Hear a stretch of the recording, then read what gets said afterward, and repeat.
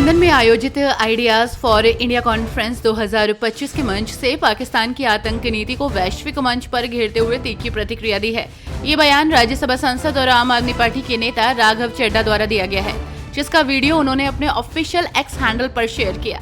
उन्होंने लिखा कि एक वैश्विक मंच से मैं कहना चाहता हूं कि पाकिस्तान कोई पीड़ित देश नहीं है, बल्कि एक आतंक फैलाने वाला राष्ट्र है।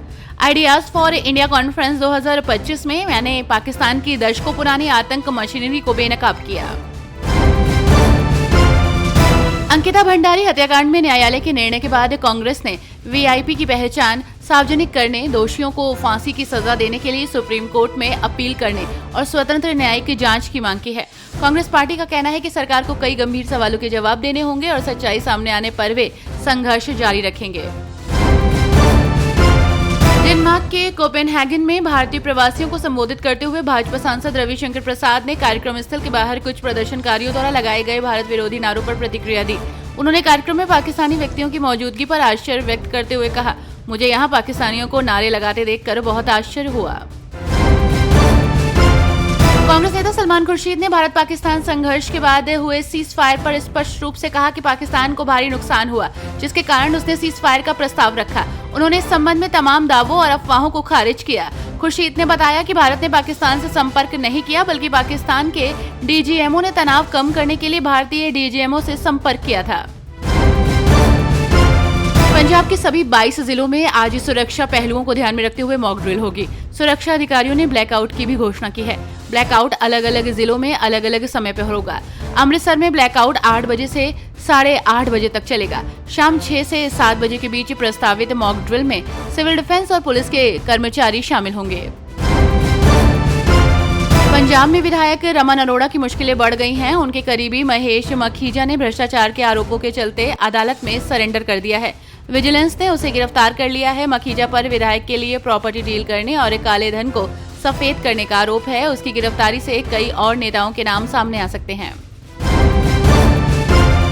हिमाचल प्रदेश का सियासी पारा हाई चल रहा है। वहीं इसी बीच हिमाचल प्रदेश कांग्रेस कमेटी के अध्यक्ष की नियुक्ति और कार्यकारिणी गठन की प्रक्रिया में तेजी आई है।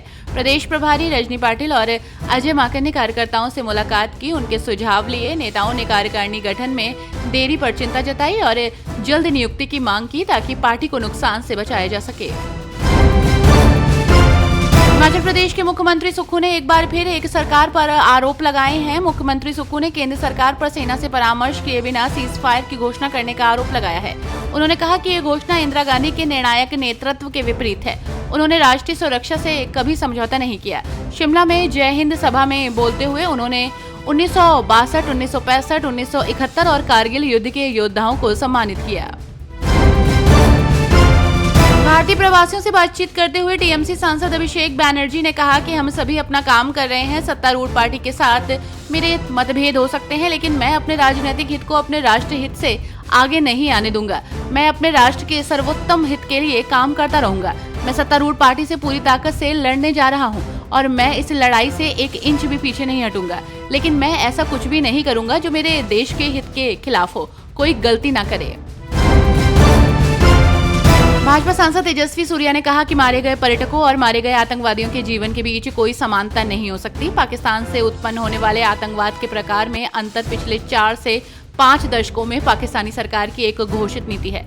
ये नहीं बल्कि 3 से अधिक पाकिस्तानी राष्ट्रपतियों और प्रधानमंत्रियों ने पद पर रहते हुए कहा है कि भारत को हजारों घाव देकर खून बहाना और भारत को अस्थिर करने के लिए आतंकवाद को राज्य की नीति के रूप में उपयोग करना पाकिस्तान की ऑफिशियल नीति है।